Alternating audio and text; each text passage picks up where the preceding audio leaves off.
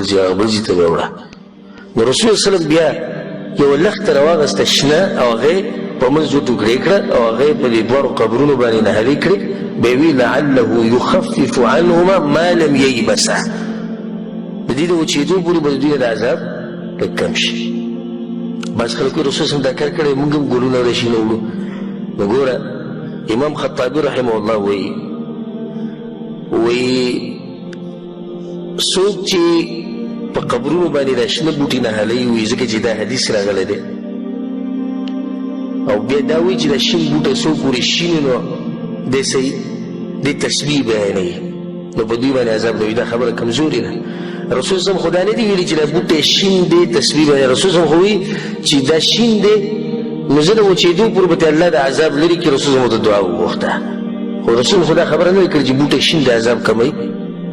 دا خبره نه ده راغلې. بله ده رسول صلی الله ته پته ولګېدې په دې قبر کې عذاب دی. چا ورته ووایي؟ الله ورته ووایي. نو ځکه رسول صلی الله دا کار وکړو. درېیمه ده که دا کار جایز وی نو صحابه کرامو به کړی وی کنه. هغوی خو رسول صلی په خپلو سترګو ولیدو. هغوی نه کوي سلفا 1400 کاله بعد موت راغی موږ پې پوه شو هغوی پوه نه شو. بله خبره ده په خپل مړي باندې بدګماني ولیکئ چې په ده باندې عذاب دی. پلار یې ښخ کړو او چې څنګه یې ښخ کړو بوټی یې پرې نهال کړو لکه بیا یې لاړ شو جهنم ته. ښه ګمان ساته زما پلار جنتي دی انشاءالله الله به یې وبخي. الله نه ښه امیدونه ساته. نو ته پې د اول نه بوټي نهالې خلکو ته وایي دا جهنمي دی په عذاب کې دی چې زه دا بوټي څو پورې وچېږي د به عذاب لږ کم شي. بیا دا خبره هم کمزوري دی چې شین بوټی دی نو دی تسبیح وایي. داسې خو الله وایي وان من شیء الا یسبح بحمده. هر شی د الله تسبیح وایي. دا خاورو کې چې کوم پروت دی دا خاورې هم د الله تسبیح وایي.